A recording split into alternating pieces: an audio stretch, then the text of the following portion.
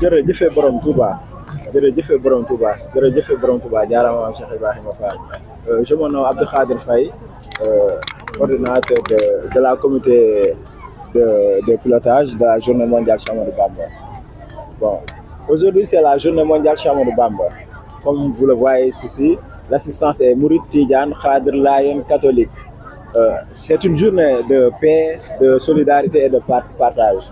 Comme vous le voyez à Morolan, on ne parle plus de dialogue entre musulmans et catholiques, mais comme je le disais dans les années passées aussi, c'est la même famille.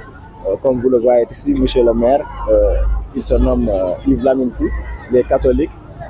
Là devant lui, on a Serigne Ibrahima Diène, notre marabout. Bon, ici c'est la fraternité. La journée mondiale Cheikh Ahmadou Bamba, ça a débuté depuis 2012 sous le digue de Serigne Cheikh Sidi Mokhtar. Aujourd'hui, nous sommes au 13e édition, 5e édition de Morolan.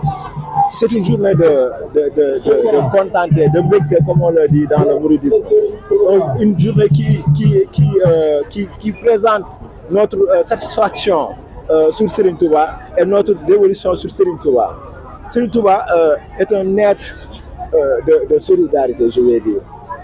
Il disait que s'il n'était pas les fils d'Adam, je ne passerai aucune nuit dans cette terre. Quand il était ici pour les fils d'Adam. C'est la raison pour laquelle on est ici pour dire jërëjëf Serigne Touba.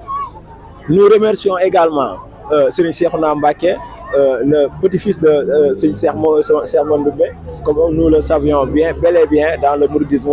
Il est quelqu'un d'immense dans le mouridisme, Serigne Cheikh Mandoumbe. Nous remercions Serigne Cheikhouna. Nous remercions également Serigne Babacar Ciss, Serigne Gora Diène, mais Serigne Ibrahima Ciss. Il ne pouvait pas manquer ici dans la journée. Je peux dire qu'il est le moteur de la journée, Serigne Ibrahima Diène. Voilà. Nous remercions aussi très chaleureusement monsieur le maire. Monsieur le maire, comme le disait Cheikh Ibrahima, on peut dire que presque c'est lui qui a financé les 50% de la journée. Et ça, on ne peut pas lui remercier ça.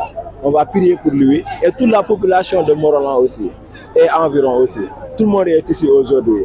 Cette journée, je peux dire que c'est une journée spéciale. Je suis très content et je ne peux même pas parler.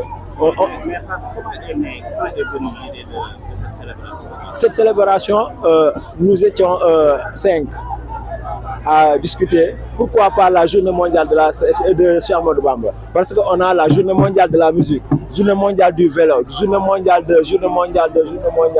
Et pourquoi pas Serigne Touba qui était ici et disait que pourquoi pas Serigne Touba qui disait que Ya Malikal Mulki Ya Man Jalla an Khawadin Irkhal Jamil Wara Ya Khadin Rada. C'est bel et bien un exemple pour dire jërëjëf Serigne Touba et pour créer la journée mondiale Cheikh Ahmadou Bamba. Merci.